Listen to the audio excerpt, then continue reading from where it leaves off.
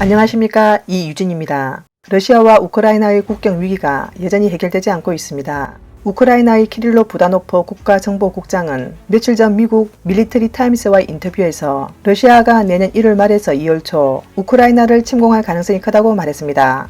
현재 러시아는 국경에 9만 2천 명이 넘는 병력을 집결시켰습니다. 러시아군의 침입 방식은 공중 타격과 함께 지상 포격과 기갑 부대 공격으로 우크라이나 동부를 공습하거나 남쪽 흑해의 중요 항구인 오데사, 그리고 동부 아조트 해안가의 구소련과 우크라이나의 철강 생산 기지인 마리우폴에 수륙 양용 부대가 진입할 것이란 분석입니다. 그리고 벨라루스를 통한 우크라이나 침공 가능성도 있습니다. 부다노프 정보국장은 미국이 우크라이나에 더 많은 군사적 지원을 해야 할 때라고 촉구했습니다. 러시아는 최근 몇 년간 우크라이나를 겨냥한 군대를 편성해 왔으며 지속해서 확대 개편하고 있는 것으로 알려졌습니다. 현지 언론은 우크라이나 위기 발생 후 7년 동안 러시아의 계속되는 군사적 압박이 일상화됐다고 보고 있습니다. 그렇다고 러시아 위협에 방심해서는 안 된다고 했습니다.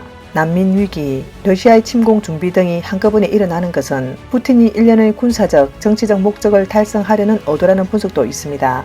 미 언론은 소식통을 인용해 러시아의 침공을 우려해 우크라이나에 군사 고문관을 파견하고 무기를 포함한 새로운 장비를 제공하는 방안을 검토 중이라고 전했습니다.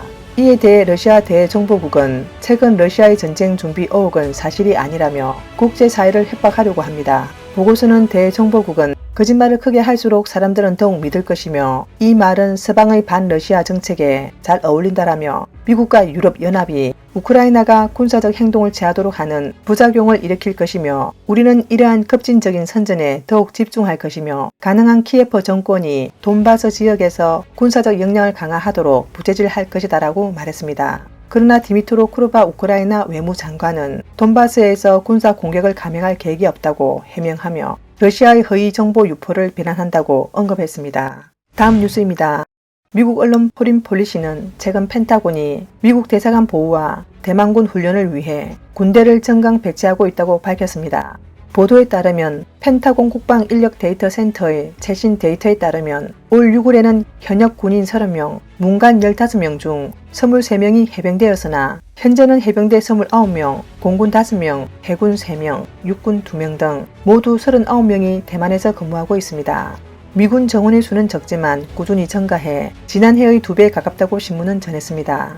펜타곤 국방인력 데이터 센터의 숫자는 최소 1년간 대만의 미 육군 특수부대가 주둔했는지 여부가 불분명하여 미군 숫자에 대한 완전한 정보를 제공하지 않았을 수 있습니다. 하지만 과거와 비교하면 크게 늘었다는 의미입니다. 버락 오바마 정부 말기와 트럼프 정부 초기에는 대만 주둔 미군 수가 10명에 불과했으나 트럼프 임기 말기에는 2배로 늘었으며 문관은 15명 안팎을 유지하고 있습니다.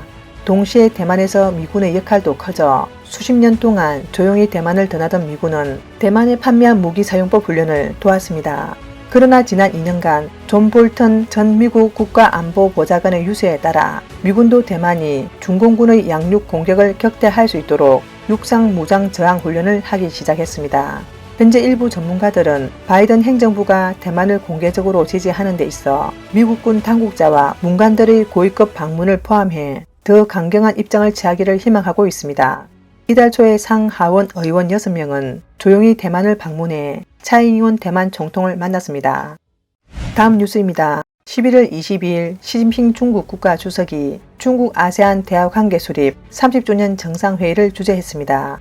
그는 베이징은 패권을 추구하지 않고 주변 이웃 국가를 괴롭히지 않으며 남중국해 안정을 위해 함께 노력할 것을 아세안 지도자들에게 말했습니다. 그러나 이 같은 언급은 참가국들을 설득시키지 못한 것으로 보입니다.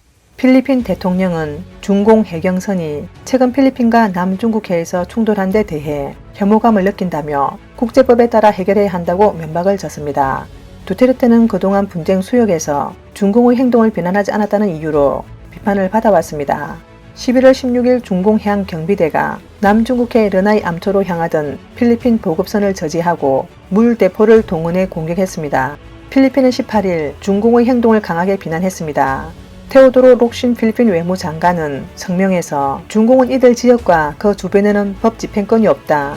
중공은 주의를 기울이고 물러나야 한다라며 관용 선박은 미국 필리핀 공동 방위 조약에 의해 보호받고 있음을 상기시켰습니다.